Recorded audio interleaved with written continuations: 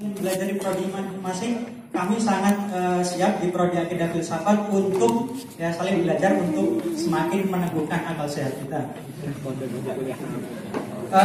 Tidak panjang lebar, kami serahkan langsung saja. Kita sekarang belajar beragama dan bernegara kepada Bapak Rocky Gerung yang sering dipanggil oleh Bang Karni Ilyas dengan Pak Profesor. Silakan Pak Rocky Gerung. Kita berikan aplaus.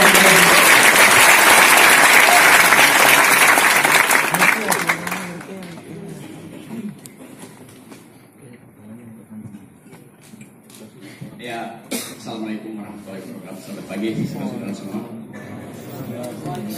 Oke, saya pakai tempat yang juga dipakai oleh Pak Rektor dan Pak Kiai. Karena saya bercita-cita jadi rektor dan jadi kiai sekaligus.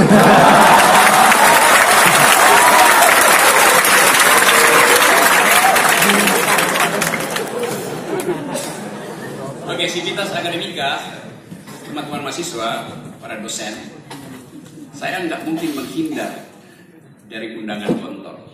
Bila Gontor memanggil, akal sehat berkumpul.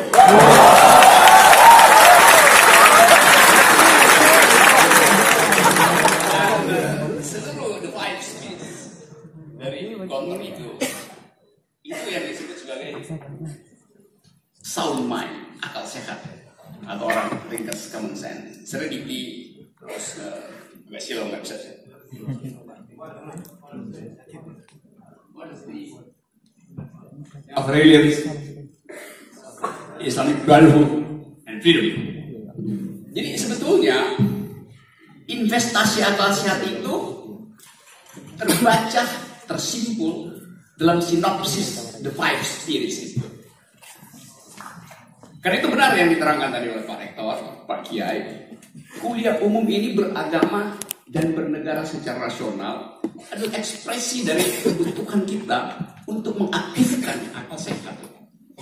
Mungkin supaya lengkap bisa dalam kurung beragama dan bernegara secara rasional, dalam kurung politik anti kedunguan.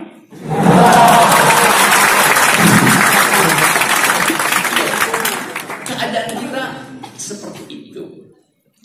Dan kita mulai tadi dengan urusan negara menyanyikan lagu Indonesia Raya.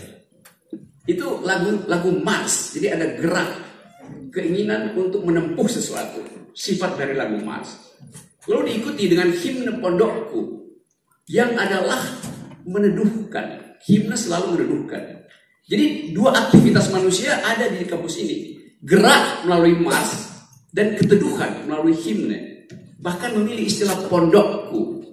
Negara ini sebetulnya adalah pondok kita bersama. Kalau kita mondok di sebuah republik, karena itu kita harus merawat republik ini. Tadi Pak Kiai berbisik pada saya bahwa pemondok, mahasiswa, pelajar di Unida ini dididik di dalam rangka mendisiplinkan diri. Disiplin dalam bahasa Yunani artinya murid, disciple, disciplinus. Murid hanya disebut murid kalau dia berguru, dan guru hanya disebut guru bila dia mengajarkan akal sehat. Jadi selalu ada filosofi yang tersembunyi di dalam aktivitas berpikir yang harus kita tafsirkan. Dan itu fungsi dari filsafat, memberi tafsir sesuatu yang tersembunyi. Saya juga kagum dengan moto yang dipilih oleh pondok ini. Noble character, sound body, broad knowledge, independent mind. Kalau kita jadikan ini sebagai dasar untuk mengevaluasi politik kita hari ini, coba kita tanya, apakah pemimpin kita punya noble character?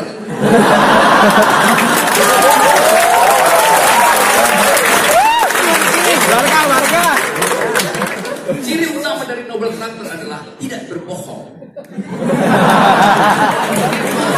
Dan satu kebohongan akan membatalkan noble character. Ciri kedua, sound body.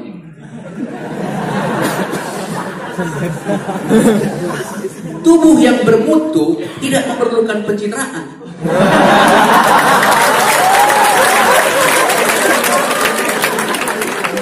Tubuh yang bermutu dia memancarkan sendiri auranya. Kalau tubuh tidak berkutu, dia memerlukan kamera setiap hari.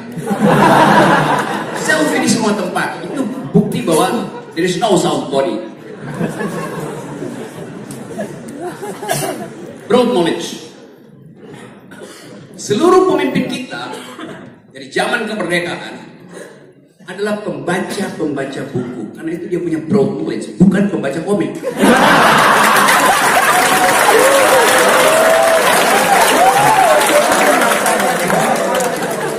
Punya broad knowledge artinya mampu menghasilkan referensi berdasarkan kalkulasi akal.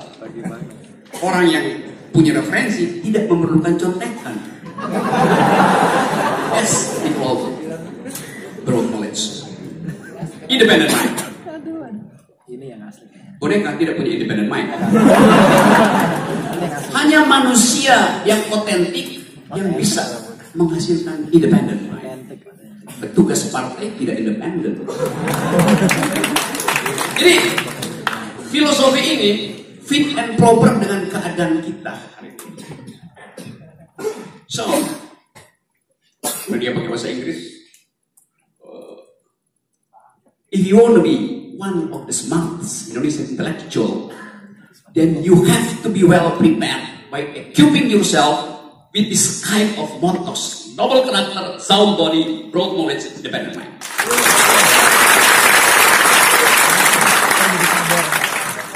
Jadi kalau saya jadikan ini parameter untuk memilih pemimpin di 2017, saya tahu siapa yang akan terusung. 2019. Demikian juga prinsip yang tadi, prinsip yang seharusnya dihasilkan di dalam tahun politik. Ada brotherhood, ada freedom, ada self-reliance, ada honesty, ada sincerity. Tapi politik kita hari ini kehilangan 5 spirit itu. Karena kita diawasi terus oleh kekuasaan. Media massa dikendalikan oleh kekuasaan. Opini publik diterjemahkan sebagai kepentingan kekuasaan. Jadi dengan 2 tema ini kita tahu apa yang harus kita lakukan. Di pagi jam 10 nanti 17 April 2019 apa yang mesti kita lakukan?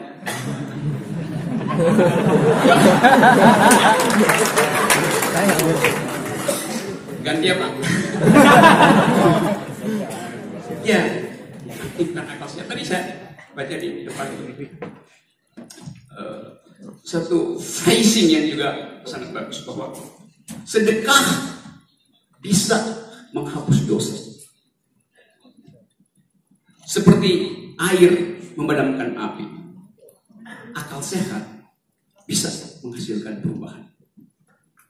Jadi fungsi akal sehat itu seperti air yang memadamkan api. Akal sehat memadamkan ambisi.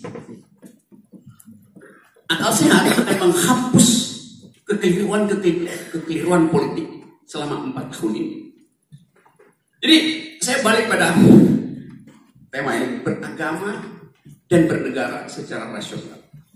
Kampus memilih tema itu karena tahu ada problem dengan akal sehat bangsa ini. Unida tidak memilih tema misalnya apel kebangsaan.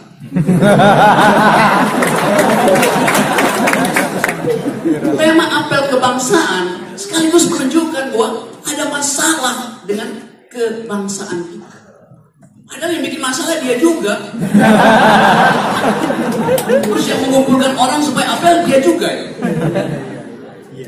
Ya. Dari tadi cari buah apel di sini nggak ketemu. Karena seluruh apel diborong di Semarang.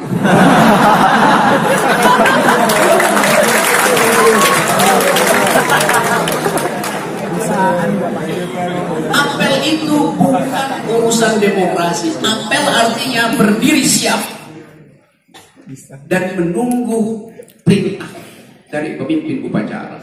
Demokrasi bukan upacara. Demokrasi adalah percakapan. Jadi memilih istilah apel itu udah salah. Apalagi apel kebangsaan. Loh, kita hidup dalam suasana berbangsa. Kenapa mesti disuruh berbaris untuk mendengarkan perintah dari komandan yang disebut apel? Apel siaga itu tradisi tentara militer. seolah-olah bukan seolah-olah, apel siaga artinya army readiness, bersiaga menghadapi musuh. Jadi apel kebangsaan musuhnya siapa? Jadi begitu banyak literasi diedarkan tanpa skrutinisasi akal sehat. Saya jalan kemarin dari Jember ke Lumajang itu, posternya besar-besar, kami rakyat Jokowi.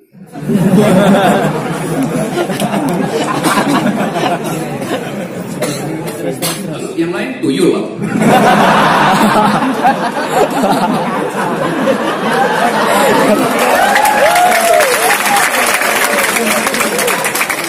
Jadi satu hal ya, cara panitia penyelenggara pemilu yang mengawasi ASN supaya nggak angkat jari. Bawasri, Badan Pengawas Jari. Dan seharusnya tugas penyelenggara pemilu adalah memperhatikan baliho-baliho, slogan-slogan yang tidak berakal sehat, termasuk slogan tadi. Mesti itu diturunkan, karena itu berbahaya, karena menganggap bahwa rakyat tergantung pada presiden. Rakyat itu lebih abadi, perennial, lebih panjang daripada siklus kepresidenan. Sebab konsekuensi logika dari slogan kami rakyat Jokowi, kalau Pak Jokowi tidak terpilih lagi, dan kemungkinan besar itu akan terjadi, lalu rakyatnya ikut beliau, tidak menjadi rakyat lagi. Itu fungsi dari akal sehat, menertibkan cara berpikir. Jadi Bawaslu mestinya memeriksa siapa kandidat, siapa partai yang gagal mengaktifkan akal sehat. Partai yang gagal mengaktifkan argumen itu yang mesti ditegur oleh Bawaslu. Bukan partai yang setiap hari mengedarkan sentimen yang justru dikeluhkan oleh rakyat. Jadi sekali lagi kita mau kembalikan public reason itu, akal sehat publik, sebagai fondasi bernegara kita. Dan UNIDA telah mendahului itu jauh sebelum kemerdekaan. Karena memilih berinvestasi di dunia pendidikan artinya memilih berinvestasi peradaban. Pendidikan adalah investasi peradaban. Dan tradisi dari pondok adalah mengaktifkan peradaban melalui kurikulum pendidikan. Itu yang kita lupakan. Konstitusi kita memberi perintah pada presiden untuk mencerdaskan kehidupan bangsa. Artinya pesantren-pesantren telah mendahului aktivitas berkonstitusi jauh sebelum Indonesia merdeka. Karena pendidikan sudah diaktifkan dalam rangka menghadang kolonialisme. Jadi dari awal pendidikan di pondok itu sudah politis, yaitu menghalau kolonialisme, mengusir kolonialisme. Sekarang berbalik-balik. Saya bicara di kampus, dilarang, dihalangi. Terus saya kembali ke kick-off dari kemerdekaan, yaitu mengaktifkan pikiran melalui kampus. Lalu apa yang salah? Seharusnya dalam tahun politik, semua orang diminta untuk mengucapkan pikiran politik. Karena ada tahun politik. Pembicaraan politik harus meluas di tahun politik, karena cuma 5 tahun sekali. Pembicaraan politik harus meluas di tahun politik. Justru ini dibikin sempit, nggak boleh bicara politik. Kan terbalik-balik logikanya. Tahun politik adalah tempat orang berpikir dan mengucapkan politik. Sekarang harus minta izin untuk bicara politik. Dalam demokrasi, prinsipnya adalah semua hal boleh kecuali yang tidak. Prinsipnya begitu. Semua hal boleh kecuali yang dilarang. Kalau sekarang justru terbalik, semua dilarang kecuali yang diizinkan. Itu namanya akal ngacirot.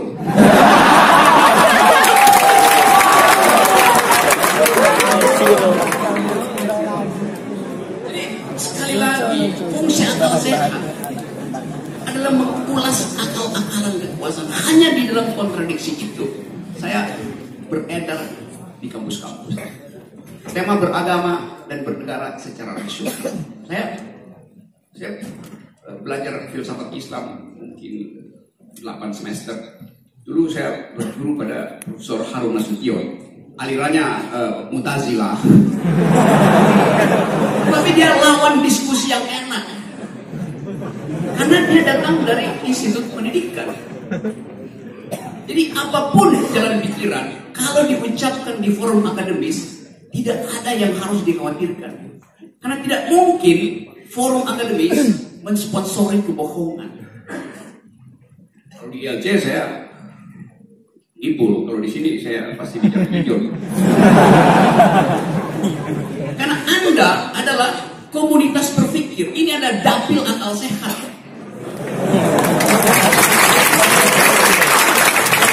Community of thought. Jadi, saudara-saudara, sivitas akademika. Karena itu saya terus mendorong pembicaraan tentang tema apapun masuk di kampus. Supaya didiskutinisasi, diperiksa koherensi pikirannya, ditapis kebohongannya melalui metodologi berpikir di kampus. Sebab hanya kampus yang punya peralatan untuk menguji proposal politik. Hanya kampus yang punya kemampuan untuk mendeteksi paradoks di dalam program politik seseorang. Hanya kampus yang mampu untuk memperhatikan logical fallacies yang diucapkan oleh seorang demagog. Jadi kampus seharusnya dilibatkan secara aktif untuk mengawal pemilu, bukan disingkirkan dari pemilu.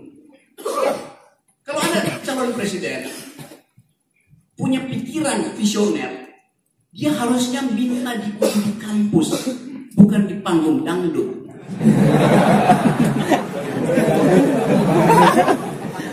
Seluruh presiden Amerika, kampanye pertama, deklarasi pertama adalah di kampus. Ada tradisi yang percaya bahwa yang diuji di kampus pasti menghasilkan noble character, sound body, broad knowledge, independent mind.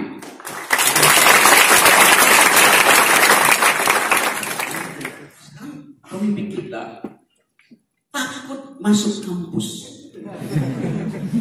karena tidak punya five spirits.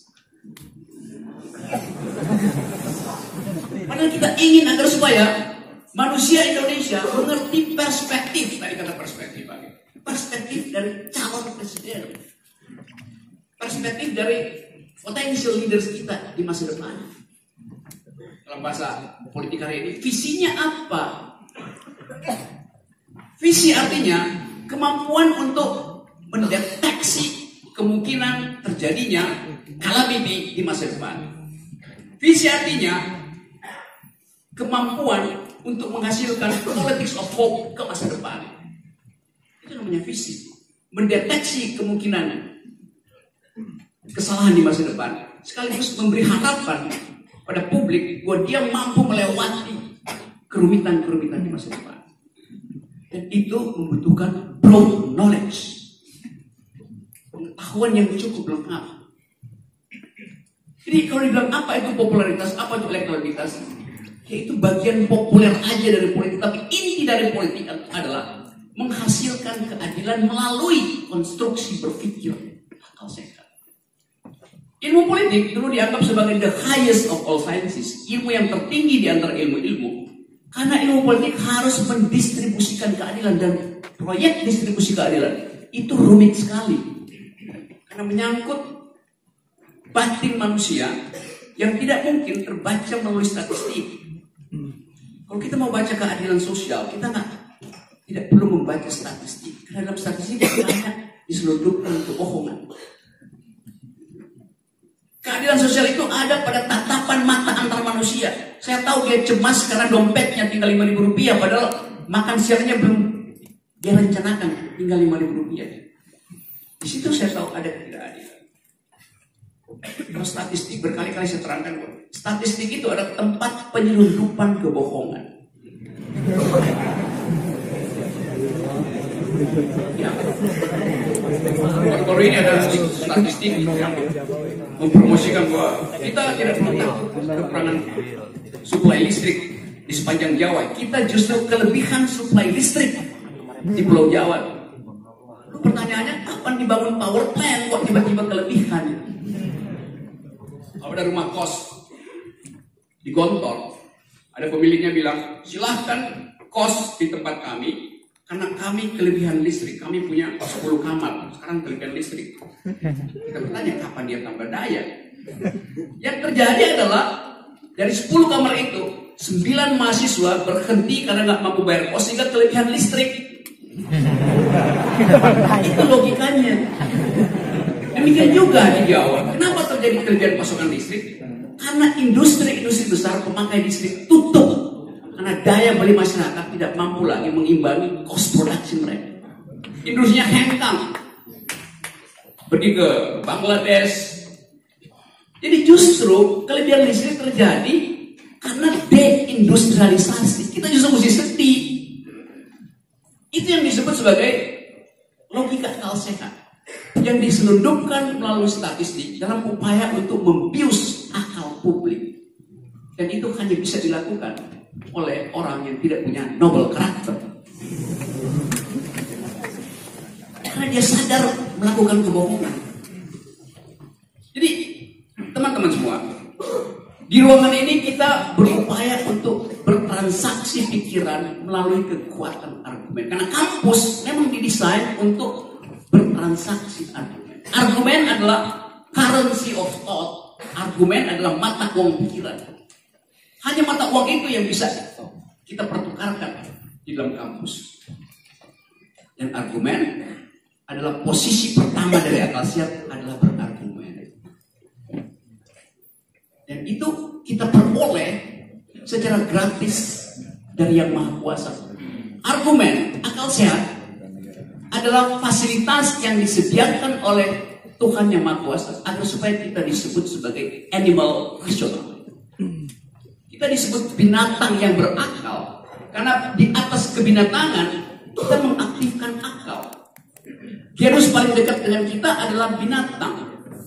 Akal adalah kekhususan manusia. Bahasa Latin disebut differentia specificum. Jadi akal adalah differentia specificum. Hal spesifik yang membedakan kita dengan genus, yaitu binatang. Karena itu disebut manusia adalah binatang yang berakal. Genus proximumnya adalah binatang, differentia specificumnya adalah berakal. Dan itulah keadilan. Keadilan kemampuan untuk mengevaluasi keadaan dalam upaya untuk menghasilkan peradaban baru. Dan kita belajar bahwa bangsa ini dari awal sudah terlibat dengan pikiran-pikiran modern. Sambil memelihara tradisi, pondok-pondok mengaktifkan pikiran-pikiran modern. Itu yang menyebabkan kita bisa bertemu di sini dalam pertukaran ide itu. Bukan pertukaran baliho atau pertukaran. Ya, Anda ada di sini bersama-sama.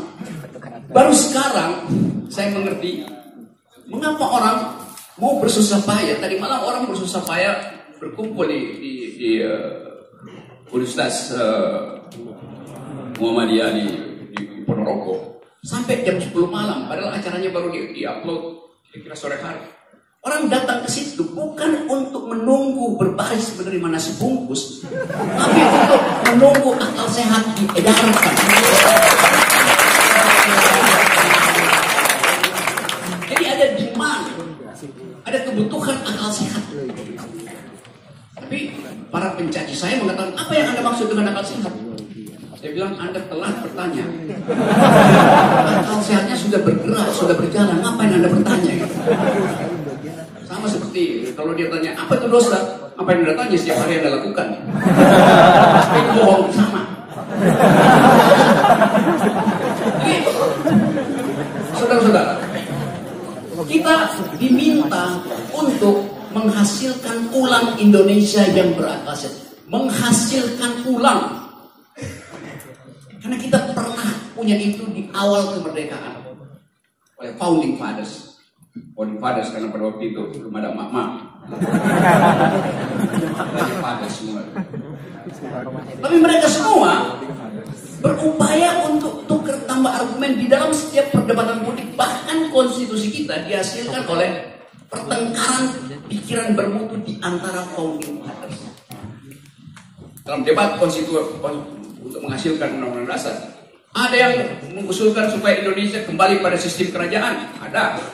Ada yang menginginkan agar supaya Piagam Jakarta diaktifkan ulang sebagai dasar negara. Ada yang menginginkan agar supaya kesultanan dijadikan dasar negara. Ada yang menginginkan republik, ada segala macam. Tumpah di meja perdebatan, tapi dengan kemampuan argumentatif.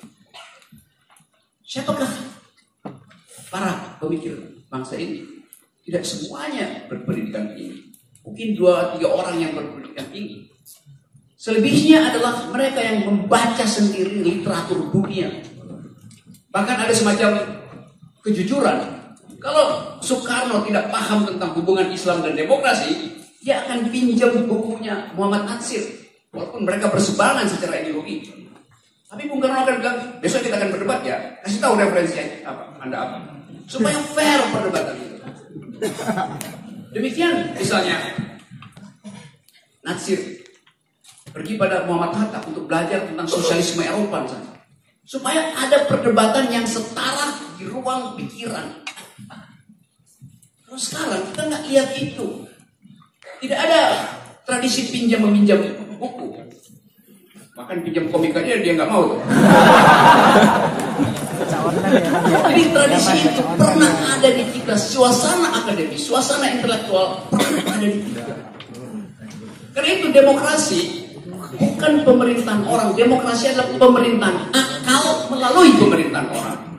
Demokrasi adalah the government of reason through the government by the people. Jadi ada prasyarat akal untuk mengaktifkan demokrasi itu. Itu dalilnya. Dan dalil itu yang sekarang dibatalkan oleh arogansi. Setiap kali gagal mengedarkan keadilan, pemerintah bilang NKRI harga mati. Apa urusannya NKRI harga mati dan kita tuntut keadilan? Jadi kegagalan itu ditutup dengan slogan ya. Sering kali saya ulas di mana-mana. Kalau disebut NKRI harga mati, berapa jam sih NKRI bisa bertahan kalau terjadi konflik di Cina Selatan misalnya? Kalau eskalasi perang dagang antara Amerika dan Cina tumbuh menjadi perang terbuka, pertanyaannya berapa lama NKRI bisa bertahan? Kenapa pertanyaan itu bisa diajukan? Karena ini soal kalkulasi strategis yang menyangkut daya tahan sebuah bangsa secara ekonomi, secara ideologi, secara sumber daya alam. Kalau kita bukan bangsa importir, nggak ada pengaruh tuh perang di Cina Selatan. Tapi seandainya eskalasi perang dagang bertumbuh menjadi eskalasi perang terbuka dan Amerika deklar bahwa Indonesia adalah proksinya Cina, lalu Indonesia dilibatkan dalam perang itu, apa konsekuensinya bagi keadilan sosial? Kalau perang itu terjadi dan armada ke-7 Amerika turun dari Okinawa ke Pakistan, yang dari Pakistan naik ke Okinawa, kita dijepit di situ. Dalam 14 jam bangsa ini langsung melarang. Karena jalur Cina Selatan tempat kita import pangan, import energi, import obat-obatan. Jadi kalau dijepit di situ, berapa banyak warteg yang tidak bisa lagi beroperasi? Karena beras kita pun kita import. Berapa banyak anak-anak SD yang seharusnya memperoleh bubur kacang hijau nggak bisa lagi karena kacang hijau kita impor. Pabrik tempe dan tahu berapa banyak yang akan tutup kalau terjadi perang di Cina Selatan ini? Karena kedelai kita impor dari Amerika. Berapa banyak armada peralatan militer kita yang akan nganggur, nggak bisa beroperasi karena energi supply bahan bakar masih kita impor. Berapa banyak rahim ibu-ibu yang mengalami infeksi dan keguguran karena tidak ada antibiotik karena obat masih kita impor. Jadi potensial negeri ini kalau disebut bubar ya mungkin nggak bubar. Tapi potensial negeri ini mengalami krisis kalau terjadi eskalasi di Cina Selatan. Karena kita bangsa importir. Dan setiap kali itu ingin diajukan sebagai topik debat misalnya, jawaban pemerintah, jangan percaya, kita ini bangsa yang kuat dan NKRI harga mati. Tidak ada analisis terhadap problem. Makanya NKRI harga mati. Kami Pancasila, kami Merah Putih. slogan semacam kami Pancasila, seolah itu adalah slogan kerukunan. Padahal itu adalah slogan arogansi. Bukan slogan toleransi, itu slogan arogansi. Karena ketidakmampuan melakukan kalkulasi terhadap kemungkinan terjadinya bahaya di masa depan. Biasa disebut the unforeseen misfortune. Misfortune yang tidak mampu dilihat karena gagal mengaktifkan akal sehat. Jadi, teman-teman di Gontor, setiap kali kita bertemu atau setiap kali saya bertemu dengan mahasiswa, saya percaya ada harapan di depan. Karena ada konsolidasi akal sehat setiap hari.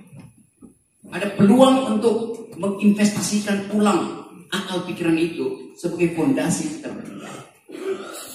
Dan itu harus dimulai dengan rutinisasi ide siapapun yang punya ambisi untuk masuk pada kekuasaan. Karena itu sering ditanyakan, apakah saudara Rocky Gerung sedang menggelar karpet merah buat Prabowo? Saya bilang enggak.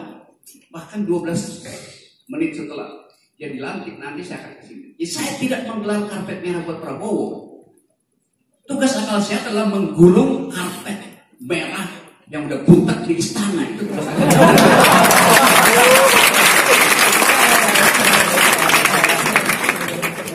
Jadi, aktivitas akademika yang berbahagia. Kemungkinan terburuk dari pemilu harus kita hitung sejak sekarang. Kenapa? Karena ada konfrontasi fanatisme. Karena akal sehat tidak diedarkan selama tahun politik.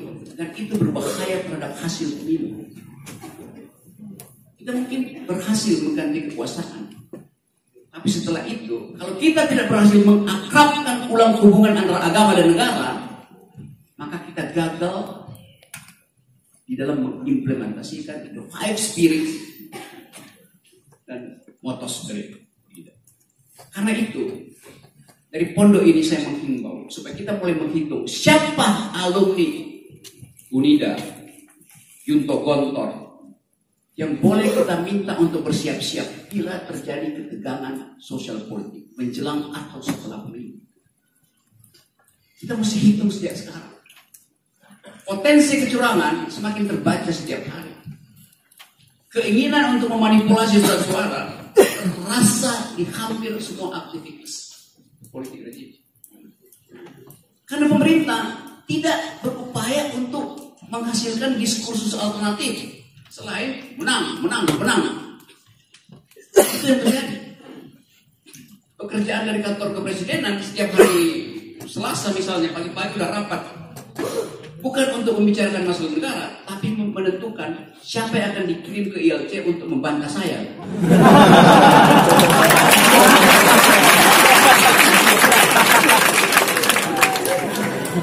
Ormas mana yang mesti dikerahkan untuk seolah-olah menghadang saya masuk kampus? Itu kerjaan negara. Jadi seolah dianggap akal pikiran itu bisa dihadang. Loh, akal pikiran itu punya sayap. Pikiran akan terbang mencari pikiran lain. Dan pikiran tidak mungkin terbang dan nongkrong di atas dengkul. Akal akan cari akal, dengkul akan cari dengkul. Jadi, saudara-saudara kita sebetulnya ada dalam kecemasan.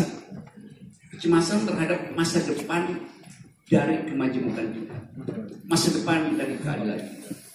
Dan kemana-mana saya hanya ingin mengatakan pada publik bahwa menghalangi akal sehat adalah kebodohan tertinggi dari kekuasaan. Terima kasih.